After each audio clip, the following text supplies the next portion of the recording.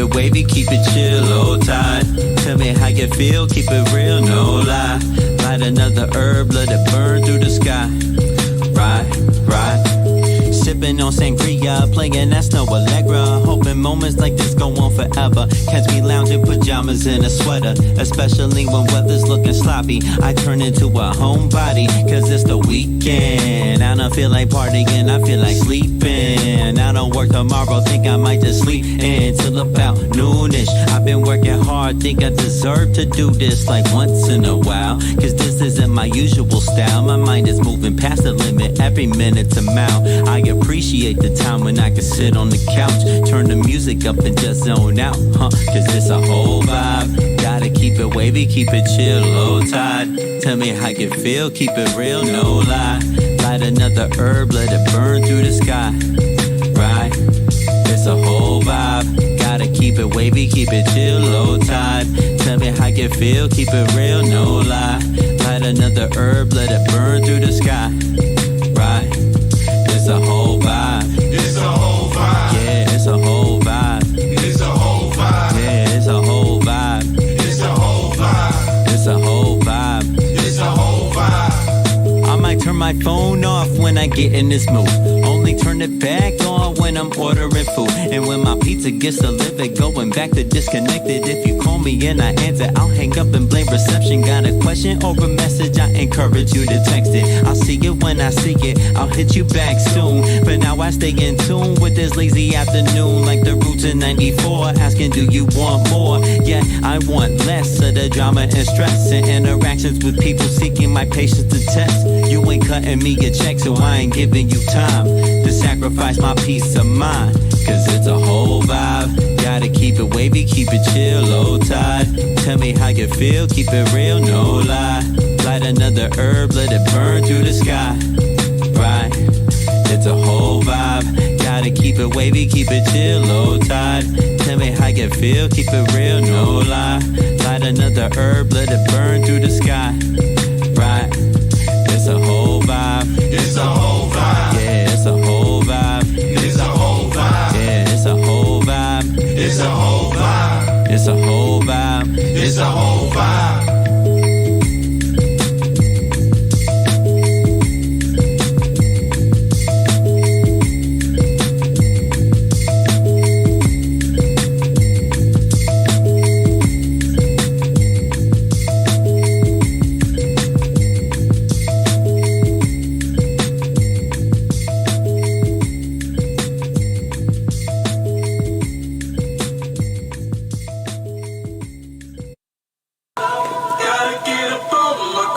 Got to, man. Gotta bounce back. Shout out to my homie Keys, Xavier Keys, on the vocals on this. Okay. Honestly, they couldn't stop me if they wanted to.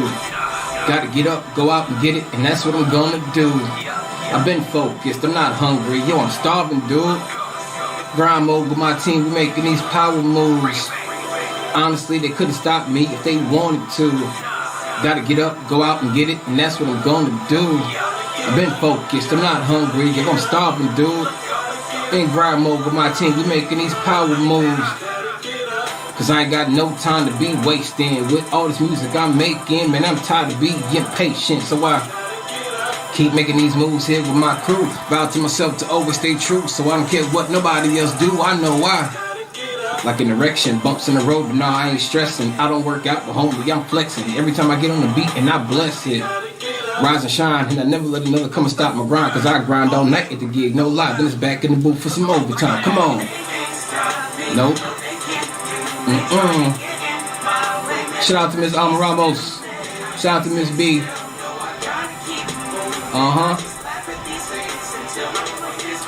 I said, hey, my mom's told me to get them, so I don't care what y'all say. I just keep grinding. Yeah, I stay working, cause it's, you know, I said, that's right. In the lab with a pen and a pad, let's ride. Make it look so easy, don't it make y'all mad? One thing I know, one thing is certain. I can't stop, won't stop. Cause me and my team stay working.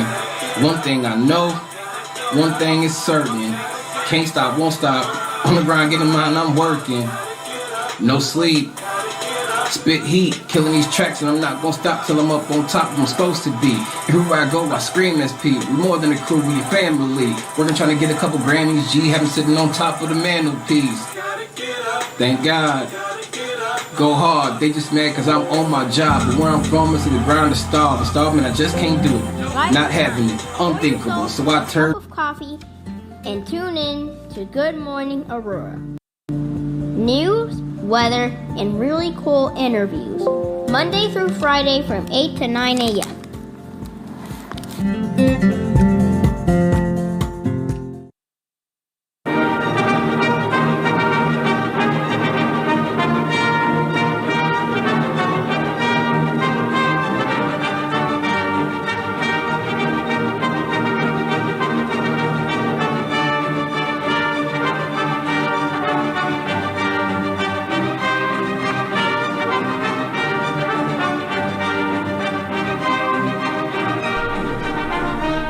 Good morning, Aurora. Good morning, Aurora. Good morning, Aurora. The time is now 8:01 a.m. and you are listening to and watching Good Morning, Aurora, the second largest city's first daily news podcast. It is Tuesday, October 26th, 2021. How are you guys all doing this morning? Good to see y'all. Good to see ya. Yes. Let's word up. Oh, it feels very, very good to be here with all of you wonderful and lovely people. Once again, in the morning, we got a lot going on. You heard some live, or not live, but you heard some great music from two great artists. We had Love 'Em of Savage Pen, the Savage Pen crew, or Savage Pen Productions, and friend of the show, personal friend of the show, Mr. Cruz Ocho. Shouts out to everybody who is here. Norma Peterson, good morning to you. Grace Cornell, how are you? Good to see you. Greg Ellsbury, good, blessed morning. Aurora, Dan Barrero, the whole squad is here. Okie dokie. So before we get into things this morning, I got something that I want to tell you guys about. Saw this in the news, and I'm bringing this up because this is what it's all about, actually. Now, you guys will know that, well, some of you who do know me, like, I'm not a person who's surprised by much. You know, it doesn't really take a lot. My ship isn't rattled very much or very often, but when it is, I kind of want to talk about things. So in the news recently, read this story to you guys. An ex-DuPage County judge was charged with misdemeanor assault for allegedly bringing a shotgun out of his house and upsetting his Lombard neighbor.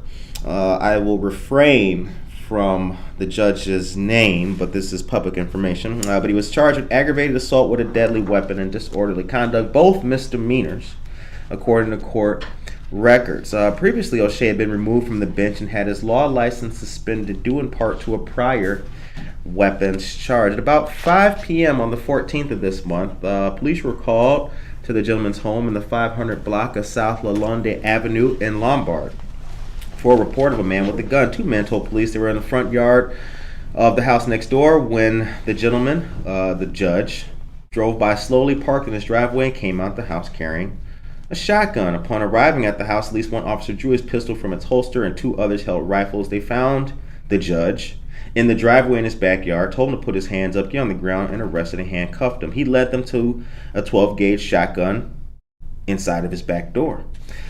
Police saw a security video that showed him walk out of his house with the long gun towards his car. Now, we're not done yet. Listen to this. Here's the next thing about it.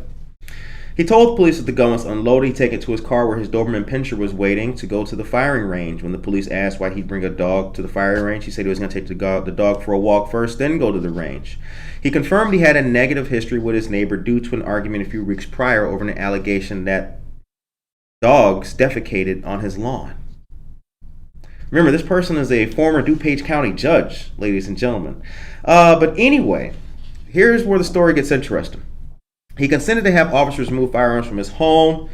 Police sent a clear and present danger form to the Illinois State Police asking them to revoke his FOID card. Now,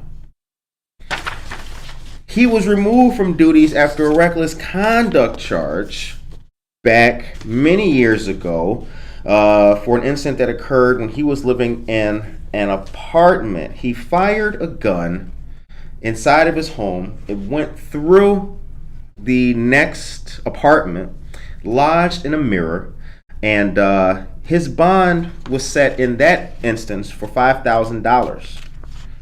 What's 10% of $5,000, ladies and gentlemen? Any of you guys know? I'll just tell you it's $500. Now, this is the kind of thing that makes people cynical. The word of the day is cynical, ladies and gentlemen. Monica, would you put that in the chat for our great listeners? This is the kind of thing that makes people cynical about proclamations of fairness and equality. Can you imagine what the story and the headline would be if this individual's name was Ronaldo Gutierrez or DeMarcus Washington? It's strange that a judge could repeatedly have violations and still serve.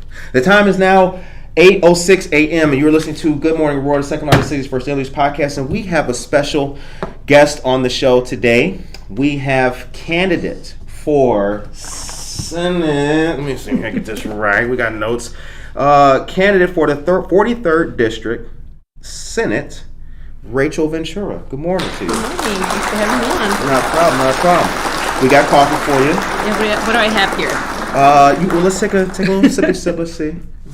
Here's some sugar. It might be. Black coffee's great. Yes, it all worked out. It all worked out. All right, ladies and gentlemen. So, how are you today? I'm doing good. A little rushed with traffic, but I'm here. That's the important thing. You came all the way from Joliet. Mm-hmm. Thanks for taking some time to sit down and chop it up with us on a Tuesday morning. Thank you for inviting me. So for those who are unfamiliar with you, go ahead and introduce yourself and your aims. All right, my name's Rachel Ventura. I'm a Will County board member, but first and foremost, I'm a mom. I grew up in Joliet and I went to public schools, big fan of public schools. Okay. Got my degree in mathematics, and I worked as an actuary for insurance companies, and then moved out to LA, worked out there for life insurance, and started to realize that I was just making boatloads of money for the uber rich while screwing over families. Sometimes we didn't always pay out our life insurance policies. Everybody knows our healthcare crisis doesn't always pay the care that we need. And I started to reevaluate, is this what I want to be doing with my life? Ended up going back to school to get a biology degree. And I worked as a naturalist, restoring our longleaf pine forests out on the Georgia coast and trying to save the endangered gopher tortoises. Endangered gopher tortoises? They're a key species. Well, a lot of other species depend on their burrows and the homes that they create for other species. So we want to make sure that we keep all of our animals alive, especially if they are a contributor to our ecology and ultimately our planet. But during that time, I was a military spouse, and we ended up moving coast to coast, and I had my two girls. I have identical twin girls who are in 8th grade now. And in 2016, I moved back here after a divorce. And I was surprised at the state of my hometown. When I left there, the gambling boats had come in. We had beautified things, put curbs in, artwork, statues. But when I came back, our streets were tore up, potholes. Literally, there were like trash bags in the trees. And I remember coming home one day complaining to my dad what had happened to Joliet. It was so run down. Mm-hmm. And he said, why don't you stop complaining about it and run for office?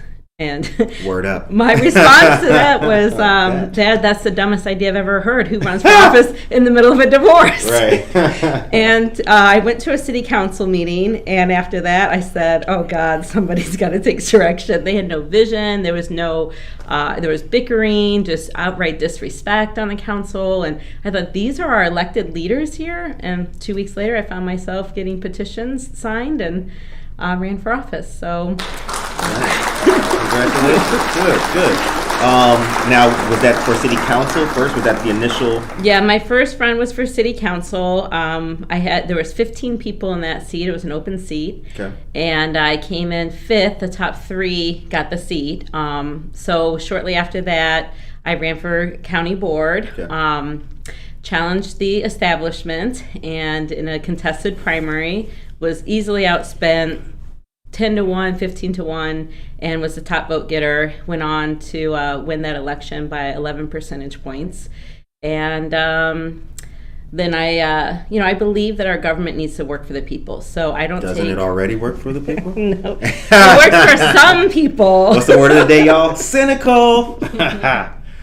And, at the local level, we see a little bit less of that, but there is still a lot of bought and paid for politicians. Special interests tend to run local politics and stuff. And in 2018, I got on the county board, was working there, and we started putting pressure on our congressman to pass Medicare for all.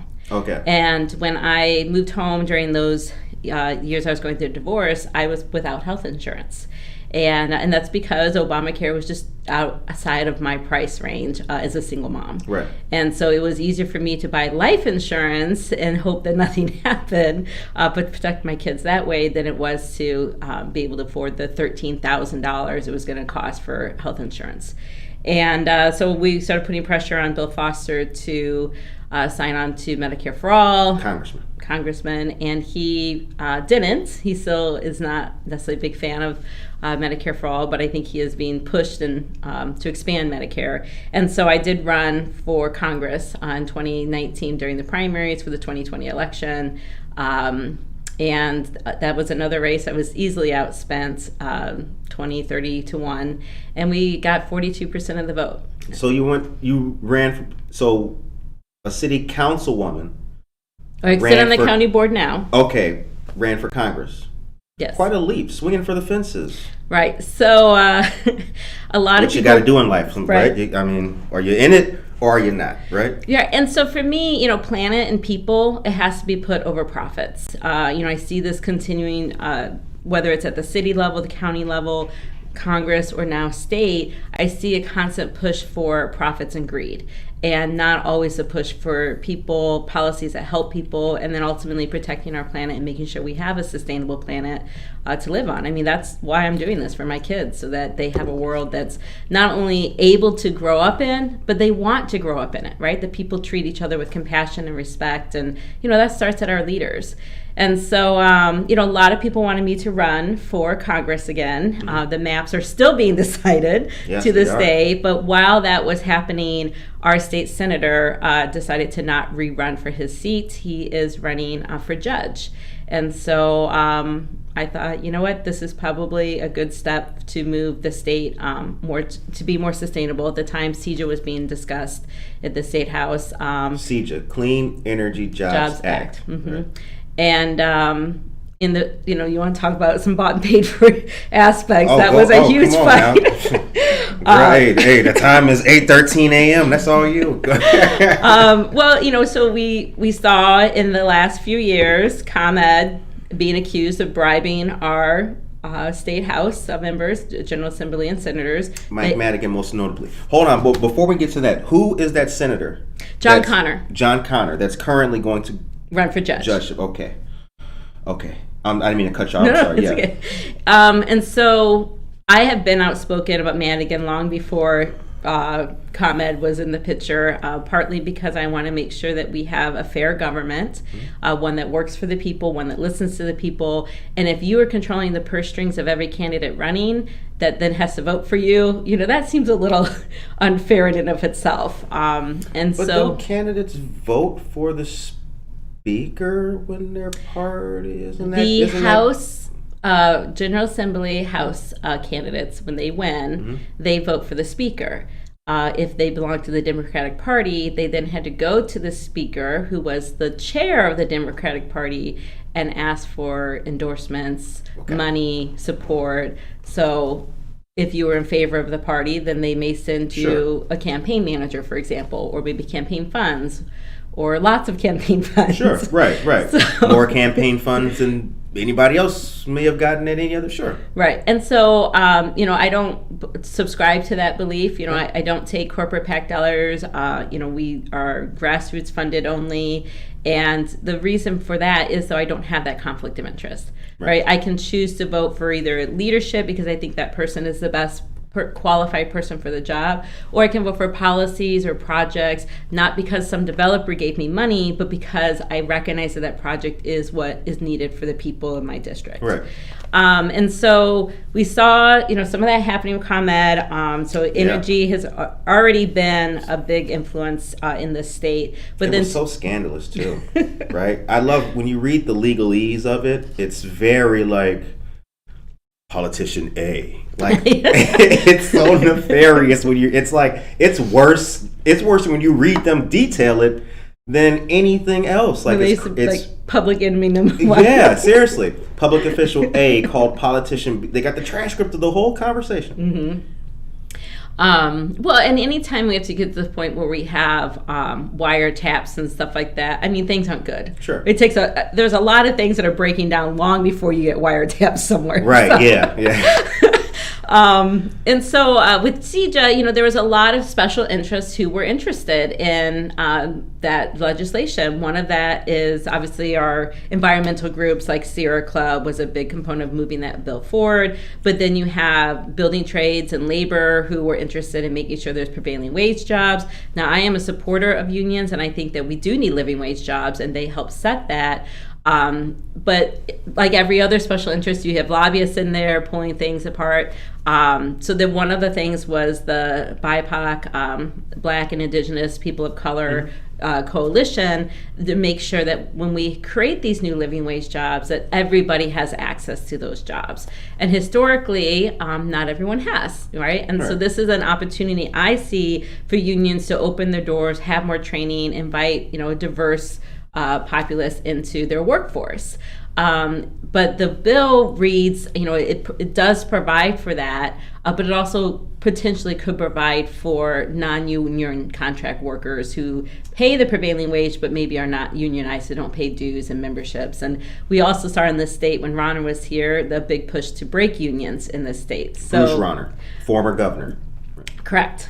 So I'm a little lackadaisical No. titles. It's all good. I know what you're talking. We're chopping it up, but for our listeners, because we get a lot of acronyms and last name, just want to continue to paint the picture. Yeah. Like for them. Yeah. I want to take a quick little caveat about that. So I went to public schools in Joliet, and I went to the IE program, which stands for Individual Education. And in that, when we were growing up in school, what they taught was you called your teachers by their first name. Right. You showed them the same respect that they would show you, because titles do not make a person, right? Your character and your actions and how you treat someone is more important than the title that they hold. Absolutely. So I think that is such a powerful message to give children, because I grew up treating everybody with respect. I'm not starstruck because you're a celebrity. I don't bow down because you're a politician. Right. And that has served me well. It's also got me in trouble, right? So yeah, I could see it not working.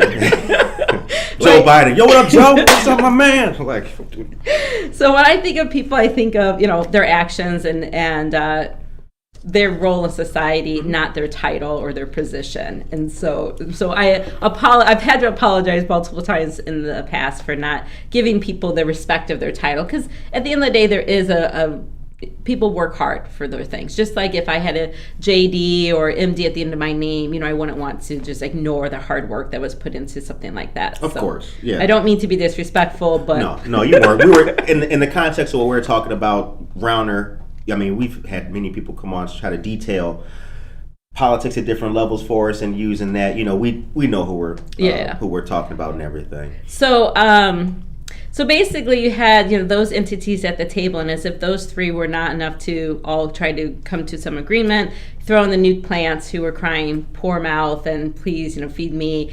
We've already given millions and millions of dollars in subsidies over the years for our nuclear power plants. And while I do believe that nuclear is a strong energy sector to strengthen our grid so that we can transition to renewable energy, at the end of the day, it doesn't have to be a private company that owns it. So if they can't run it and only need our tax dollars to subsidize, why is the state of Illinois not buying those power plants and running them themselves? Especially when their CEOs continue to have huge payout for bonuses, their dividends went up every single year, but yet they sit there and say, well, if we don't get our $700 million this year in subsidies, we're going to have to shut down, and the scare tactics. So all of that went into the CEJA bill.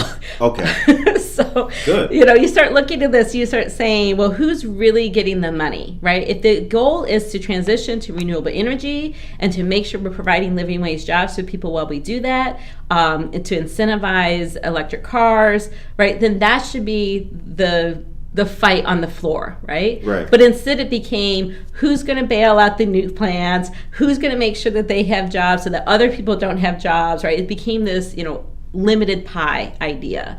And so that's one of the things I'd like to change, right? I'd like to try to educate and show people policies that when the majority of us do well, everybody does well, including the uber rich, right? Yeah. And so if we have money to spend, right, at the lower level, working class, working poor, middle class families, then we spend that money on Main Street. I mean, this is not rocket science. Other politicians have probably talked about this, but we have to keep really nailing policies that actually do that, not just talk about it, but actually make sure those dollars are going into our families, because then they spend the money, it goes to Main Street, then Main Street invests their money and it goes to Wall Street, and that's the trickle up thing that we need to be changing our policy to, not the trickle down where we give our tax cuts to the rich, right, and then we pray that they create more jobs. No, we need to create the jobs, and as that money flows, then businesses will get theirs, and eventually Wall Street and banks will get theirs. Janice Collins, good morning to you. Kimberly Ball Williams, good morning. Shannon Cameron, good morning. Hello, Rachel Ventura. Hello. Anna Sierra, good morning. Happy Tuesday, everyone. Casildo Casey Cuevas. Hi, Casey. Hey, Casey. It's 8:22 a.m. What are the boundaries of your state house race? So currently, as the maps stand today, Okay. they are Woodridge, Bolingbrook, Lockport. I'm just going south here. Joliet, Manhattan, and then it cuts over the Troy Township, Shorewood, Shanahan, and then goes back south down to Braidwood, where our nuke plant is at. Okay. Now, is Braidwood was one of the plants that was in the news recently, or was there another one downstate? Dresden. Grenoble? Dresden. I knew it's a German city. Yeah, I knew that was the name. Dresden, yeah. Yeah. So I say as the maps are currently today because they are in court right now. Redistricting. Right. So the General Assembly is redistricting still the congressional maps. And so if you have an opinion on those, you have like 10 hours to 8 hours. Like I think today's the cutoff to give your public comment. But the governor did sign our General Assembly maps for House and Senate state seats, but they're in court right now. So they have two challengers, and until a judge actually rules on them, nothing's really final. So that's what I say. As it stands today, that is the district. The word of the day should be tenuous. That's what it should be. Lord have mercy. All right, Eric Drew, good morning to you. So, you're a mom of two.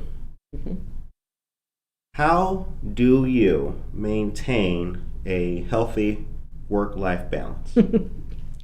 I don't know that anyone maintains a healthy work-life balance, but you do the best you can. Surviving on coffee and ramen noodles all day. Maybe that's just me. When I first was running, So I work a publishing job. I'm the director, a business director, and I do a lot of that at night. Okay. So the one thing that's nice, the company I work for, we're an international company, and we have writers and artists and distributors all over. So it was nice working at night because I could contact, China, Japan. Because they're up. They're up, Yeah. exactly. So that works out. As I've gotten more involved in politics, it's taken more of my time. COVID has, when that hit, I mean, the number of emails as an elected official, that, just reading through, understanding the stats, policies, how things were changing, dedicating the CARES dollars, which is the CARES Act, and now the ARPA dollars, which is the American Relief Funding Act. Oh, yeah. I think that's it. Rescue Plan, maybe it's Rescue Plan. I think that's it. Yeah, American Rescue Plan Act. Yeah, that's right. And, so things like that started to take more and more of my time. So I am in the process of getting ready to post my own job online to find my replacement so I can walk away from the publishing world. But I have, I work more during the day as a politician, which my kids are in school now, so it's actually a little bit better managing that. When they were younger, I was a stay-at-home mom. I mean, I sold scrapbooking supplies on the weekends, and I really put my energy into raising my children. I think that that's one of the things we saw come out of the 80s politics, is that the change in the economics and how much we paid people for a working day. It went from a single parent working to both parents working, and parents weren't home taking care of their kids, teaching them the values. And then we were hiring other people to do it, whether it was schools, daycare, nannies. And so I grew up in a generation where, there was a couple of people who had stay-at-home parents still, but a lot of working families had to work, and so other people were raising us. And I think we hear those frustrations today, having daycare be paid for. I mean, this is one of the things that they're talking about in Congress right now, is whether to pay for universal pre-K and daycare and more dollars for child tax credits. Interesting. But back in the 70s, you had one person work. You had a breadwinner, and then you had someone at home as the homemaker, raising the children. And that's not necessarily on gender lines. I mean, now a woman could go to work and a guy could stay home, but we don't pay a living wage the way that we used to in the 50s. And part of that is because we used to tax the rich, and people paid their fair share of taxes. And now, primarily, our taxes are paid for by our middle class. And that upsets the middle class. It pits us against the working class, who maybe need subsidies to move up into the middle class. And at the end of the day, it rewards the upper class. I mean, I don't mean just like someone who makes $400,000. I mean like the uber upper class, right? The Elon Musk and the Jeff Bezos of the world. The people going to space. Yes. On their own rockets. Right. Well, and that's another thing, that our top dollars, when we used to think of taxes, we thought of services in this country. How much, I spent in taxes provided services, not just like roads and libraries, but things like NASA, right? Our government was sending people to space. Right. Now it's private citizens, not even necessarily companies, are sending people to space. So where are our dollars going if not to serve the people? There are those that, actually, we'll come to that later. Is Aurora ready? Is it ripe for infrastructure for clean and renewable energies? So there's a couple ways to look at that. One of them is the consumer side of just electric cars, right? If I have an electric car, now if I buy a Tesla, I can drive 250 miles. But what if I'm getting something, like one of these newer cars that maybe don't go as far, like a Mustang, right? That Ford is working on moving towards electric vehicles. Now they are also pushing towards having more charging stations, right? That's part of their infrastructure. And that is what Tesla did, is they put charging stations in with their cars. So that's an area that we need to go. In the CEJA bill, there is money for charging stations. There is incentives for different electric cars. So that doesn't guarantee that Aurora's going to get it. This is where your local politicians have to get involved. Thanks for planting that flag. Yes. Same with the infrastructure bill. If Congress ever passes it, it has dollars in there for renewable energy and electric vehicles and stuff. So what does that mean? That means your local representatives need to go after those dollars. So if it's the state dollars, then your city needs to be applying for those grants. It needs to be asking that those dollars to come back to your area. If it's congressional money, that is where your Senate and your House General Assembly seats can help you, because they can sit down with your Congress people, and say with your county board members can sit down and say, we need dollars right here, right now.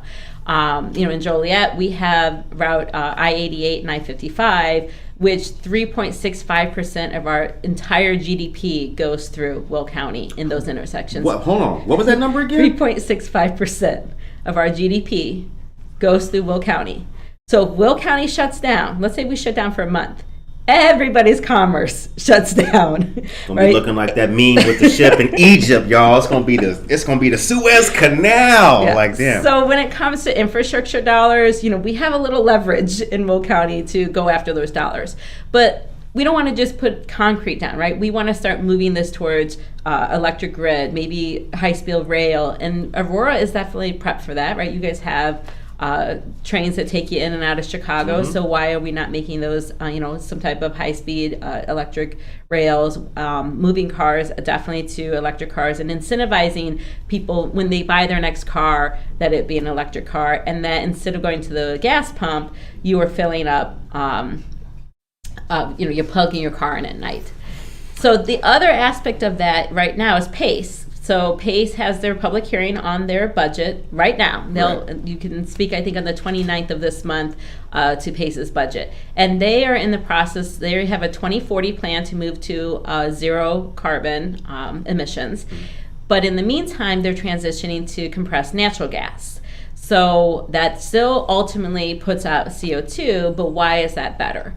So in Will County, we're currently building an energy plant off of our landfill. So we put trash in, the trash breaks down, creates methane gas. Currently, that methane gas is burnt off, goes back into the environment or seeps out. That's not good. We burn it off and create energy, which we do sell that. But instead, we can capture that gas and convert it to compress a lot cleaner, and it's not going directly into the environment. And this can serve as a stepping stone between getting cars moved over. But then long term, how I see this is we're not going to stop producing trash. So we have to deal with that methane gas somehow.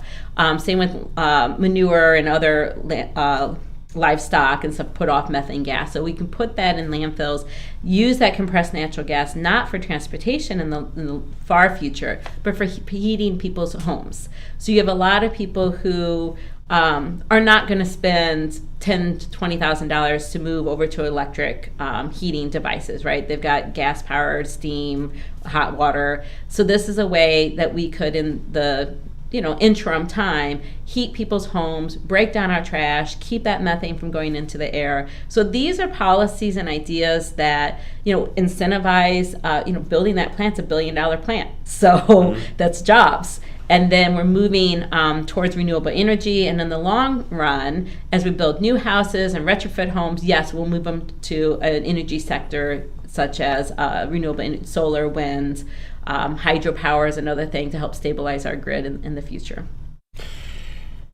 So yes, Aurora can do all of that.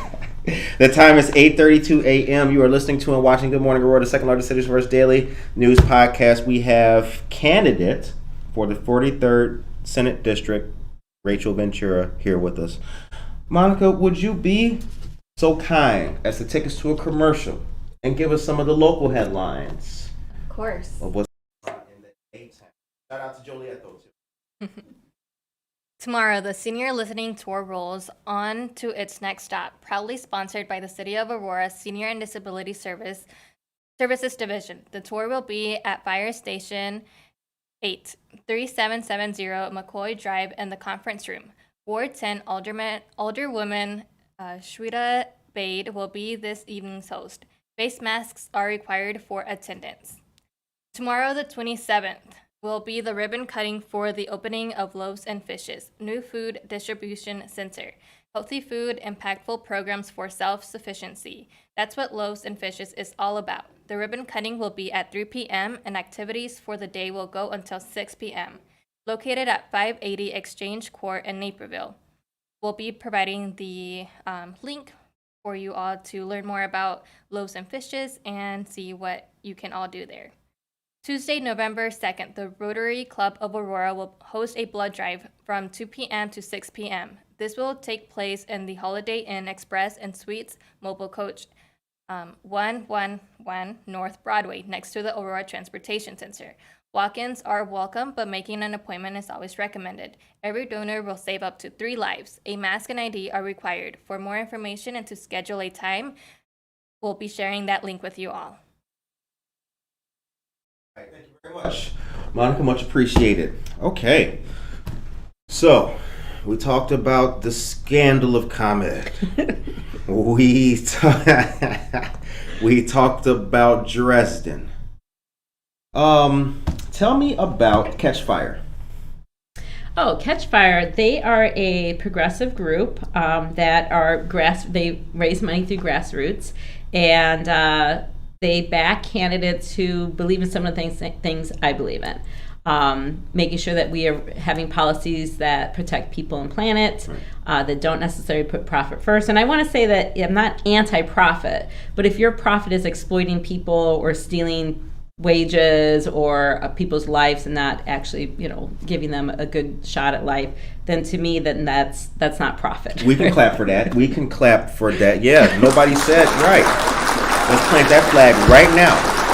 Right. So, look, there are people who make fortunes. Oprah, right? Didn't have to walk on anybody to make that fortune. Come on now. So, Oprah! One of these days, Oprah, come on now. 5 East Downer Place, Oprah, come on, girl.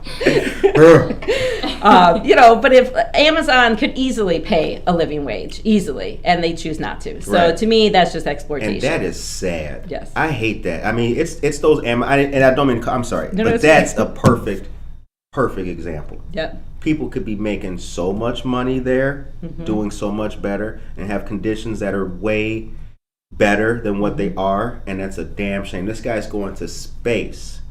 So, and that's this is the wave of the future, especially after COVID, that we click a button and we get our stuff, right? I mean, we're not quite all the way to Star Trek where I can just click a button and it we're going to get there someday, right? Trust me right now. Bing! Oh, yeah. But if that is where the jobs are at, then we need to make sure that those jobs are providing living wage jobs as well. So, especially since they're literally back-breaking work. Right. And so Catch Fire. So they are supporting candidates across the United States, everything from Congress to state houses, so that they can, have a government run by the people, a voice for the people, and not just one of special interests or corporations. Tell me about Blue America. Blue America is very similar. Now, historically, that they've mostly supported congressional candidates. They had supported me in my last race, but they recognize the importance of roles like this because it's hard to run for Congress. And when Congress makes such, sweeping legislation that affects people's lives, it's important to have representation in those seats. But it's very difficult, and I learned this firsthand, to run against someone who's got millions of dollars, name recognition.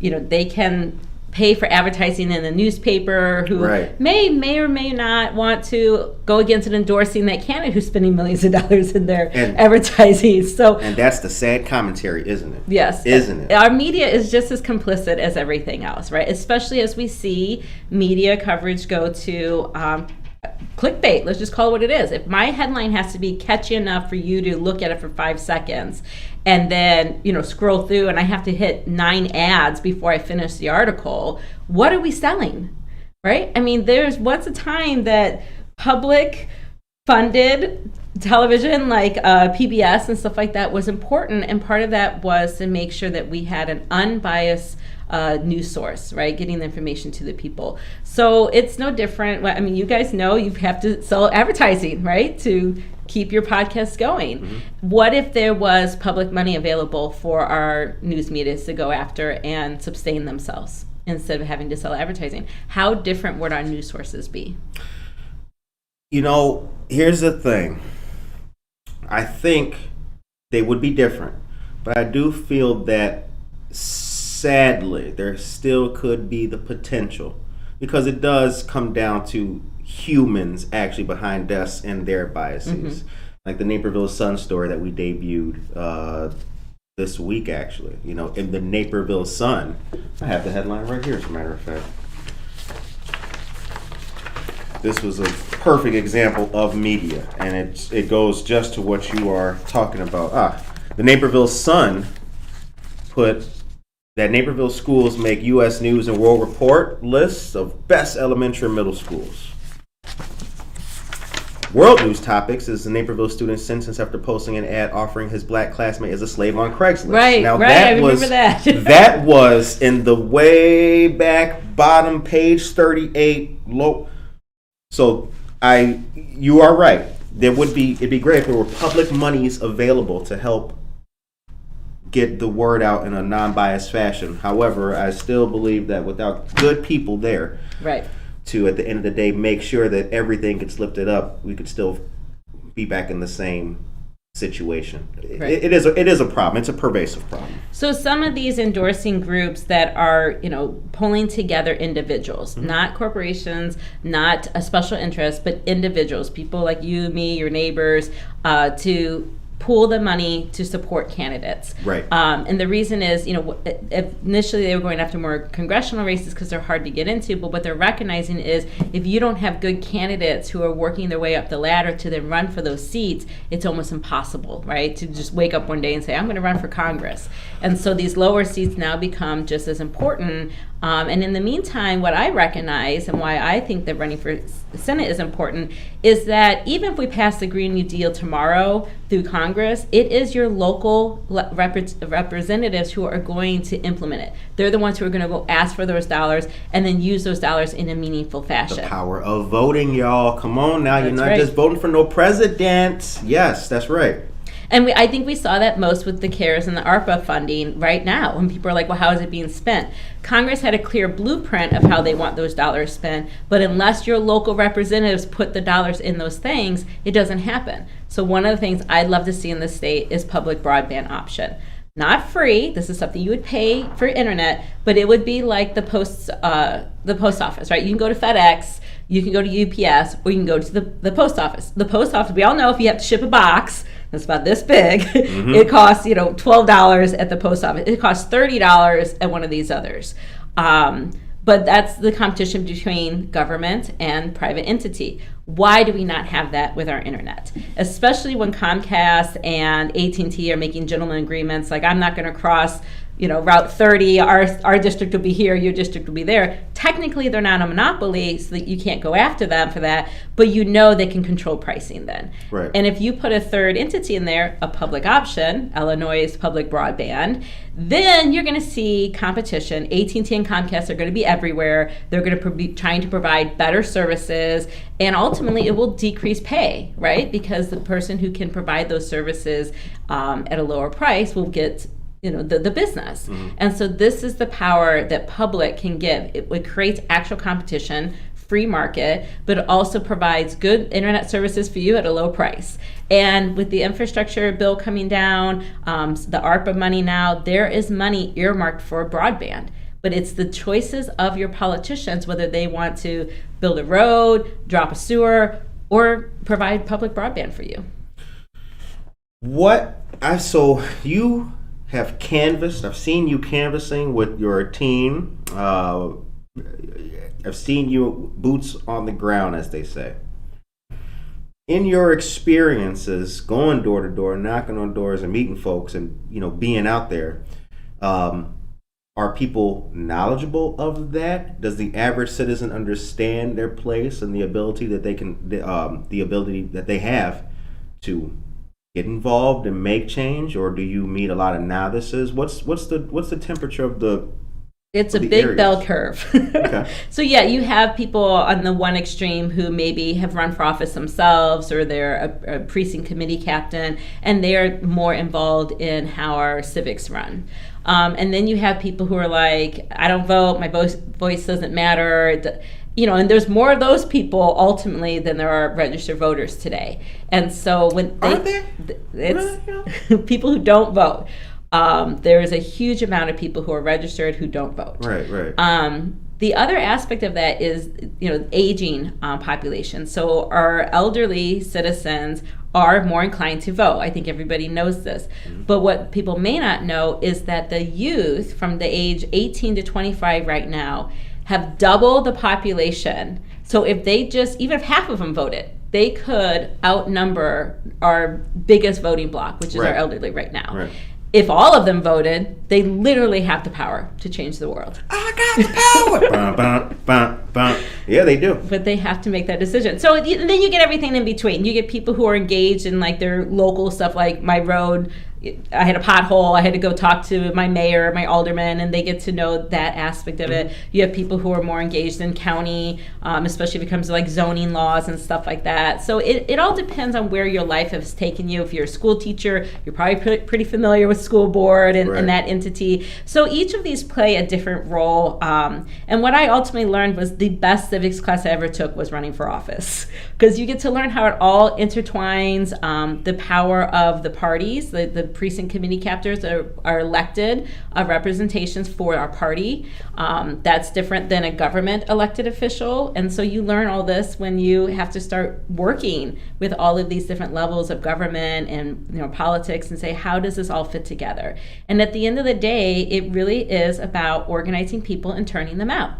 If I can excite you to turn out, whether the information is true or not, if you are motivated to show up to the polls, you will. And I think we saw with Facebook right now, they're in hot water, because if the misinformation is the thing that's driving you to the polls, there is not a lot of hope for good policy that's being made. And see, that's a perfect example of what we're just talking about.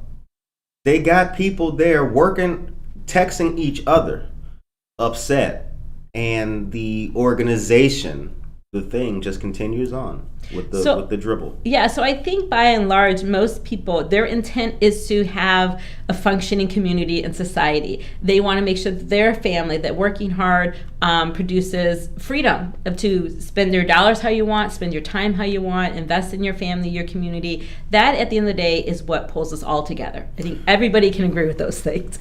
The difference is, how do we get there, right? If you think that something online, that may be false is the cause of your misery, and that's what's turning you out to the poll, then you might be even supporting policies that go against your best interests. They all the time. It happens all the time. So the key to that is education. It's knowing what is really going on, knowing how these policies affect you, where our tax dollars are being spent, who's spending them, who's getting them. This is an area, and there's so much information. Even as an elected official who I spend, all day long reading this information.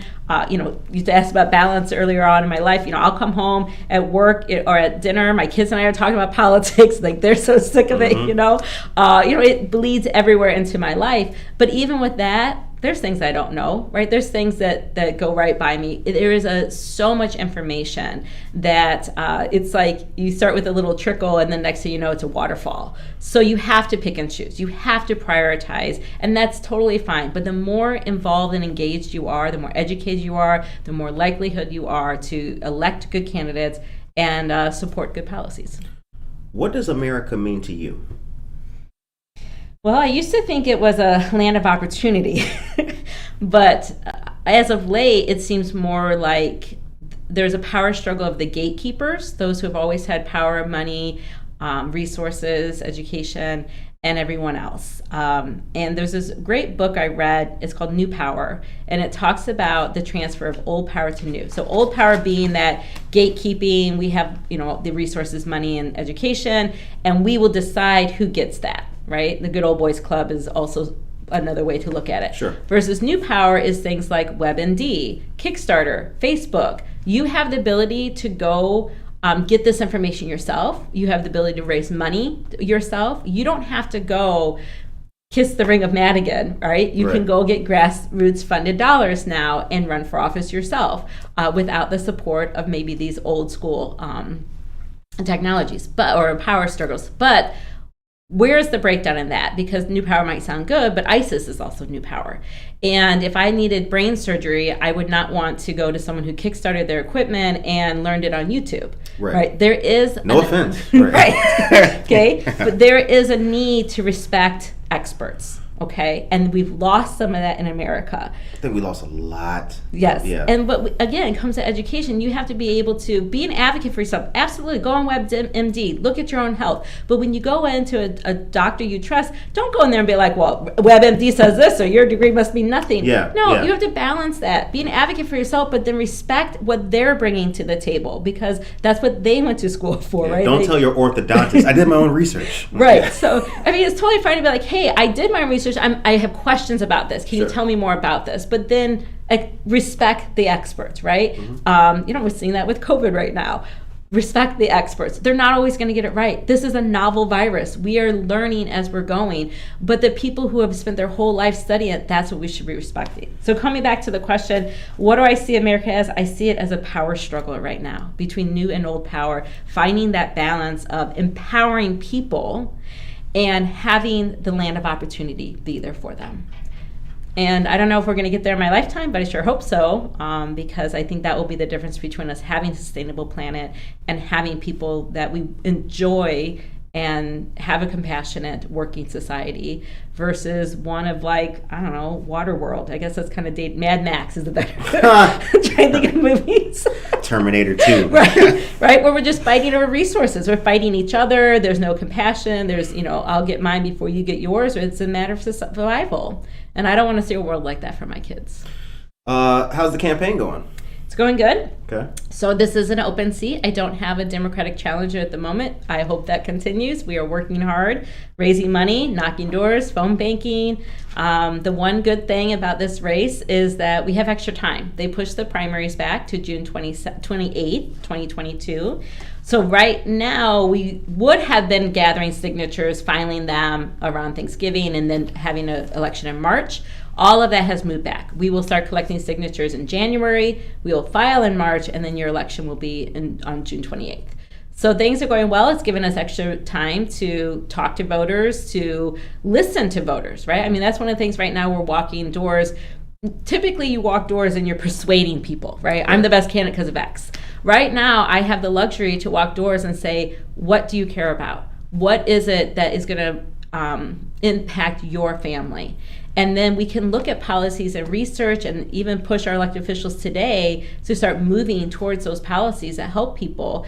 And this is really about representing. I cannot represent you if I don't know what you want, what you care about. Right. And so being able to listen to people at the doors, it's been a huge blessing.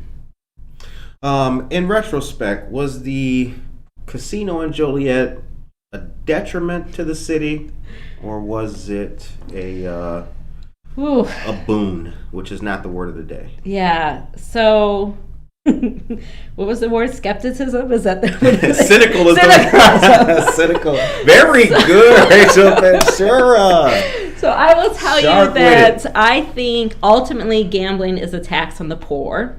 I think that it can be very predatory, but I also like to play craps. So, I think there's a certain amount of entertainment that can be provided, especially right now, sports betting. I think I read that we are the second highest state for bringing in money for sports betting. Mm-hmm. I think New Jersey might have been the first on that. So there is a way to bring dollars in to the state and provide for services. Casino money, well, right now the casinos both in Aurora and in Joliet are hurting because of online video gambling, as well as slot machines and stuff like that. Right. They open that up, and that has a different tax revenue. They don't tax those as much as the casinos, and so we're actually bringing less tax dollars into our state, and that used to be earmarked for education, and I don't think all of that money is earmarked anymore for education. So ideally, in the beginning when they brought them in, look, those dollars did provide jobs. They beautified our town. But over time, the revenues have decreased. We haven't replaced those revenues, and things have become deteriorated. You do end up having more social issues, people who have gambled away their everything, right? And now you need to provide services for those entities. So I would love to see a study that shows, do we provide more services overall for the greater good when we bring in gambling dollars, or do we end up just perpetuating those dollars back into services for the poor that keep them poor.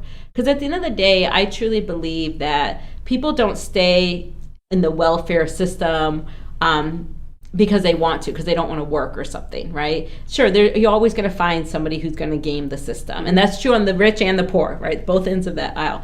But what ends up happening is if I don't see a pathway forward, if that is my only pathway, is to hope that I win the lottery one day, or I have to sell drugs, or I have to, crime of necessities, I have to break into a store to get money or food for my family, then I don't see a way out, right? And so I stay on maybe those government entities.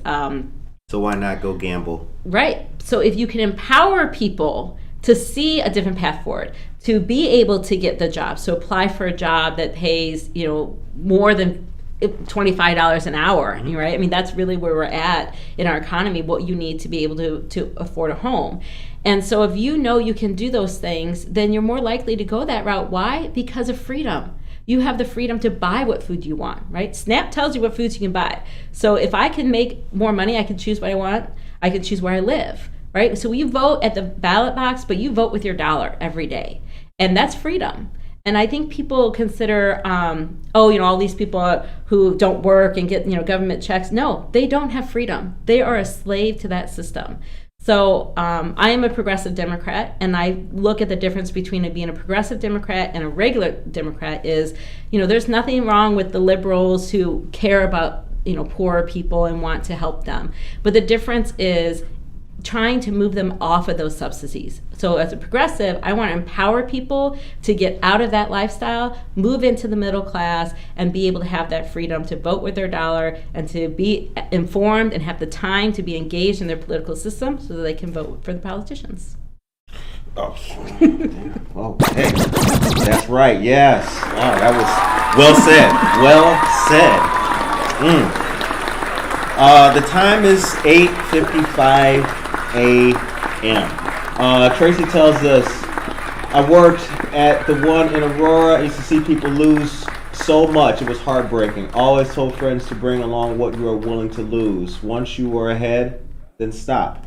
That's about gambling. I agree. I mean, if I go in for $100 and I say, I would spend $100 at movie and dinner, right? Spend 2-3 hours doing that. Then if I take $100 to the casino and that's it, and I entertain myself for that and then go home, I don't see anything wrong with that. Right. The issue is, though, that it's not that simple, right? There are a lot of people who get that high, who feel that that push, or they need the money, or one more time, and it's just like anything. Everything in moderation. Balance is good. You have everything in moderation. If you do a little too much of anything, it's not good for you. Yeah, I had a friend. He used to gamble like seriously, and it was so depressing to hang out with him like the next day, kind of down the dumps, because like the amounts was just, man, I was up to 3,800.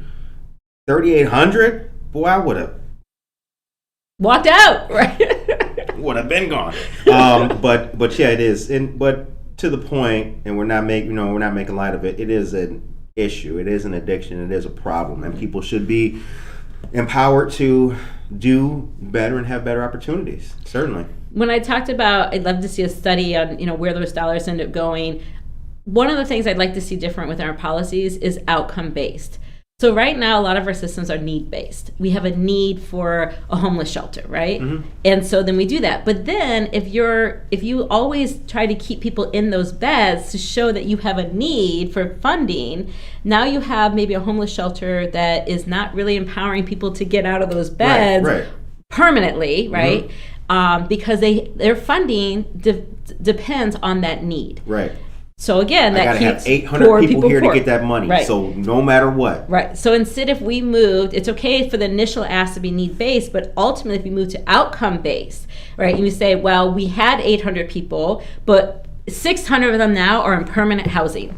Right? Good. I'm going to give that company more, or that nonprofit more dollars. Keep it up. Because now those people who are in permanent housing probably have a permanent job, or some type of income that pays for that housing. And so now they're putting money back into our society, which means every dollar you spend, there are taxes associated with that, and those tax dollars then are services back for other people. Versus if it's just need-based, you're just continuing to put money it's like burning money, right? And not to say you're not helping those people, but if they come right back and it's that revolving door, and we see this with our criminal system too, then that ultimately is not a working system. And why do we continue to spend our tax dollars on that? We need outcome-based stuff. We need things that are actually working, actually empowering people to be living the lives they want to live. The time is 8:59. Dang! Oh my goodness, where does the time go? Voter education. This was a good chop up. Oh, you got to come back on for a part 2. This was a good conversation. We are no longer a melting pot. We are a salad. That's according to Casoto Casey Cuevas. He also says voter education. Yes, that is very, very important. Maria Torito, good morning. So, last question before we go. Very, very, very last question. I don't want to jinx, but you win. You're the senator, 43rd district. What are you going to do on day 1?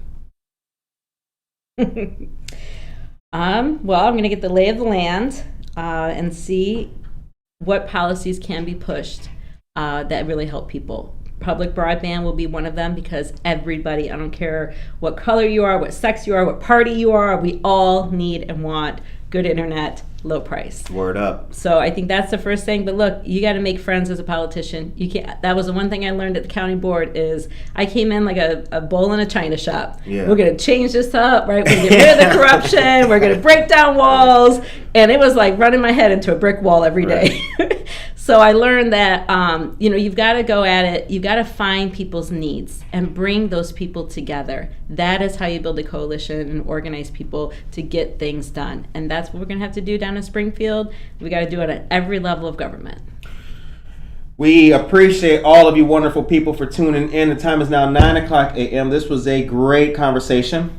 Jasmina, good morning to you. Rachel for president. Dora Sanchez Soto. Damn, they tuning in. What in the world? Good morning, Bianca Camargo. All these great people. We appreciate your time. Thank you so much coming for having on me to the show. This is a great interview with you. All of you guys, I think the thing to do today is to be mindful, pay it forward, and voter education is definitely key. Have a blessed and powerful Tuesday. Take care of yourself and each other.